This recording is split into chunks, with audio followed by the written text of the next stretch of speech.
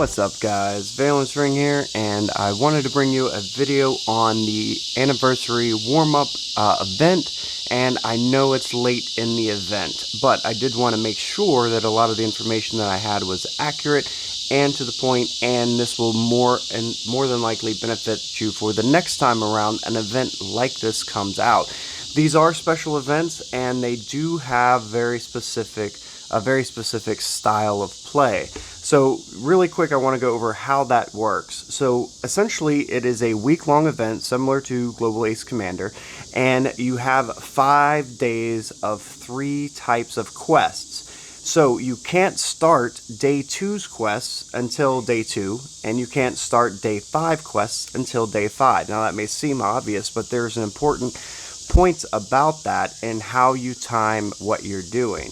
So really quick, that's why I wanted to wait till the end. As you can see, day 1, obviously it starts with logging in as a quest, gathering as a quest, and research upgrades as a quest. These are all fairly difficult. Logging in will be the easiest thing you do. All you have to do is log in and collect your quest for each day that you log in, and then you have, of course, your wild gathering. Now, there are tricks for gathering, but because this is a week-long event, normally you're not going to need many tricks. As long as you come online at least once a day, or hopefully twice a day, and send out your gatherers, and if you have it, use Swift Gathering once a day, then you are going to have no problem gathering 60 times on the map, which is the last quest. As you can see, you have to gather 5, 10, 20, 40, 60, and you have to gather up to 7 million resources. So, since you have to gather 7 million resources, and that's no easy task in and of itself, but you will have plenty of time, then it doesn't necessarily make sense for any of these tricks. But I will say this trick in case you run into problems hitting that 60. So what I would normally do is, if I would run the whole week and just gather as much as I can, I would send out gatherers as often as possible, and if it comes down to day 7 and I have not finished my gathering quests, then I would use this trick. And basically what the trick is you would send one troop out to your alliance resource spot. What this will do is it'll preferably a rider, because they march the fastest, but send out a rider. As soon as they gather their max load, which isn't going to be much, then they're going to return, and that counts as one gathering. So you could do that 60 times in a fairly short period of time, or you can do it as many times as necessary to complete this quest. It's not going to help you get the 7 million resources, but if you're gathering plenty of 5, 6s, and 7s, then this isn't going to be too much of a problem for you. At any rate, that is the trick for wild gathering. Now, tech upgrade, there is no trick. Basically, you just have to have a lot of stuff to research. But do remember, you do have a week to get up to the 2 million points. And I want to say this is a great time to bring up a point. As you can see, I didn't finish this. If you are struggling in certain areas, it does not necessarily make sense to push for them. The max reward you're going to get is 100 fest chests, and the percentage of drop rate for the new hero, at least in this one, is a 10% chance to get a Samuel frag. So what that literally means is, because it takes 10 frags to unlock the hero, you can see I have owned 10. When you open the chests, if you have 100 chests, which is the max, then you will have pretty much almost a guaranteed chance of getting 10 frags, because it's a 10% drop chance. If you do not get 100 boxes to open, as you can see I'm almost at 90, you still have a good chance of getting him, but it's less guaranteed and more luck. So really quick, just to go back in, because I didn't do it yet, but it does say the event lasts 8 days, and this can be confusing because there is a countdown timer, and you can see the countdown timer here. The countdown timer is for the 7 days that you can actually get these points, and the 8th day the timer will disappear, and you have 1 day to collect these boxes that you win. Anyways, the first 5 days are when you unlock each quest, and basically it gives you 2 additional days to complete all possible quests. So, on the 8th day the quests aren't available, but you can claim the prizes and you open the boxes to get the rewards. There are a lot of these quests where it seems very difficult, or you have to use a lot of resources. One of the things I will mention is that a lot of these boxes drop a lot of the stuff that's going to help you for Global Ace Commander, such as training speed ups and enhanced material, as well as the frags. So You will still get some resources back as far as that goes, but it definitely can be resource intensive. So if you run into this where let's say you cannot complete this without putting out tons and tons of resources, well, let those boxes go. Go as high as you can and don't worry about the top boxes. If you leave a couple boxes out, that's okay. Not the end of the world. It's more important to do the early quests that are fairly easy to complete and get as many of those boxes for each of these quests as possible. So that's day 1. Day 2, we do have Train Fighter, and you will notice that it releases training troops on a schedule. Day 2 is Fighters, Day 3 is Riders, and Day 4 is Shooters and Vehicles. So what you want to do in the beginning, especially for the training troops, because you do have to reach 50,000, I do recommend training either half. My recommendation is half of your normal tier. So if you're tier 10, then I would recommend training tier 5 or tier 6, because then you can promote them, and training one and then promoting counts as 2 trainings. So essentially you can cut this down to 25,000 of your highest tier if you do half and half. So you train it to half tier and promote it the rest of the way. You could do 25,000 troops that way, and you'll have 50,000 of your top tier. These are not necessarily easy, and Fighters can be the easiest because they come out on day 2, so your normal training will apply. But if you get down to the wire, like right now it's 8-9 hours left, instead of worrying about spending all the extra resources getting, my highest tier or half tiers, just train T1s and try to complete this quest.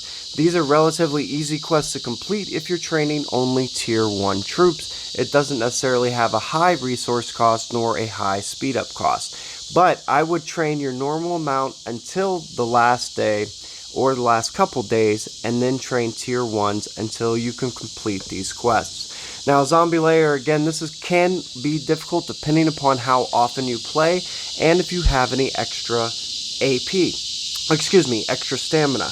I do want to mention that on day 4 is Campaign Ace. And Campaign Ace drops stamina as a reward. This automatically gets applied to your stamina on hand right here. So this will need to be used as you use it or as you win it. It doesn't get saved in your bag, but you will get points for each of these. So if you are having trouble finishing your zombie layers, don't worry. Day 4 you're gonna get your Campaign Ace, and from day 4 through day 7 you'll be able to collect extra stamina for doing layers. Make sure you are using it smartly and using it efficiently. But some people will be doing level 7 layers. If you're not on very often, let's say you can only get on once a day, this might make sense, but again, I would recommend waiting until day 6 or day 7 to do that, because it is not 50 layers over the course of 5 days is not that hard.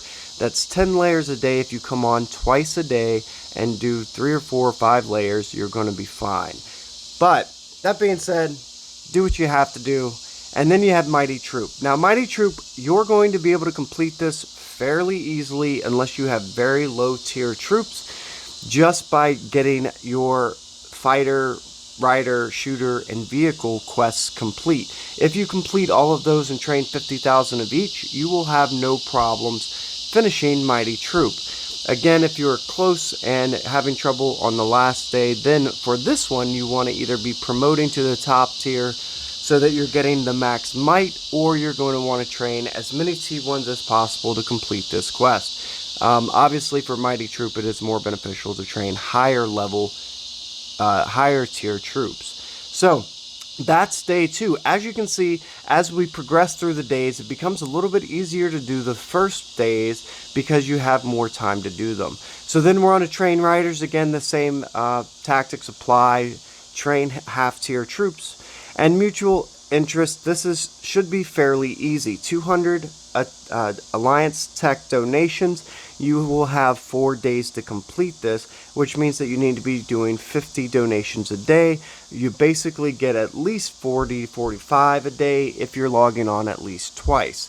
So with that being said, I would spend the 10 diamonds a day, which you can do twice. I would do that every day, at least the 10 diamonds twice, to boost up how many tech donations you're doing, and this will help spread it out. If you're really ambitious or you have some extra diamonds, then go up to say the 20 or 30 until you can complete this. It's not hard to complete, and you should be able to do it without spending much diamonds at all, but I would at least do the daily 10 diamond extra donation. Anyways, building upgrade is another difficult one. As you can see, I didn't get very far. I have a lot of high level buildings. If you are building up and you need a lot of building upgrades, then this is a good quest for you. However, if you do not have a lot of buildings to upgrade, or not a lot of high might buildings, like say your headquarters that needs to upgrade, which I would almost say for Global Ace Commander anyways, if you don't have that, this is another one that you can let go. Although it hurts to not get these boxes, it's not necessarily worth all the extra resources and speed ups required to get 2 million building might improvement. It's not an easy task. I would say skip it unless you absolutely are going to do it anyways. Again, train shooters and vehicles, same tactics apply, and campaign ace. This one you will need to technically spend something. It could be diamonds or any AP items, the lightning bolts that you may get from other events. So you definitely want to use some extra to make sure that you're going to have enough, because you will not have enough time to naturally build up 1500. You may be close, and again, I would recommend waiting until day 6 or day 7, which will be the Sunday before reset, to only finish off what you're missing, and don't speed to it in the beginning. And that's one other point I wanted to bring up. Because this is a week-long event and you will have access to all quests for at least 3 days, day 5, 6, and 7, there is no race involved. You do not have to complete these in the day. You have all week to complete as many of them as possible. So don't rush, guys. Take your time, and if you get down to the wire and are close to completing but have not completed yet, that's when you need to push and rush and get those completed. So that one's fairly easy. Day 4 is fairly easy, and then we have day 5. I will say this consumed diamonds is not easy. As you can see, I only consumed about 28,000. There was an event during the middle of the week for what was called the anniversary recharge rebate, or something like that. At any rate, you could spend, if you spent enough money and recharged 100,000 diamonds, then you would unlock all the extra prizes, which included a permanent march and the hero Samuel, and I was able to do that, and I was able to get the permanent march and the 100,000 diamonds. But I made a mistake, and on day 4, I spent those diamonds getting a research up so I could complete some more research tasks. And basically what happened is I wasted that, because as you can see, I did not complete these events. If you do the recharge rebate, then you'll be able to complete this, and in addition, on day 6 will also be Diamond Expert, which is an event where you spend diamonds to complete all the phases for a chance to rank and win some prizes, and it only takes 56,250 to complete that. So if you're smart and you do the rebate, save your diamonds until the day 5 when you actually get points for spending them, and you can also double up on Diamond Expert. Very, very good tactic, and I highly recommend it if you're going to spend that money on the rebate. So then you have full speed, another difficult one, but this is another reason you save all of that racing till the end. Because if you haven't completed your building, your tech, or your training, now is the time to do it, because you'll be able, after day 5, because you'll be able to use those speed ups that you waste to get points here. As you can see, I didn't use many speed ups, and I don't plan on finishing these quests either. Band together is claim alliance gifts up to times 100. You'll have 3 days to do this. This, of course, will depend on how much your alliance is a spending alliance. If you're an alliance that often puts up 30 to 40 gifts a day at least, this isn't going to be a problem for you. However, if you're an alliance where 5, 6, or 10 is the amount of gifts that you may open in a day, then this is going to be rather difficult for you. What you can do in those cases, if you are interested in spending any money as an alliance, is just purchase 99-cent packs, because it doesn't matter if it's a 99-cent pack or a 99.99-cent pack. a $99 pack, then it still counts as opening an Alliance gift, and you'll reach that 100 a lot easier by purchasing the dollar ones. So this, of course, you don't have much control over. Do as many as you can. As you can see, I completed all of them. So that's pretty much the anniversary warm-up. I really just want to point out the key points, which is, one, it's not a race in the beginning. Wait for at least day 5 before you start rushing anything, because as you can see, there are points allotted for using your speed-ups on day 5, 6, and 7.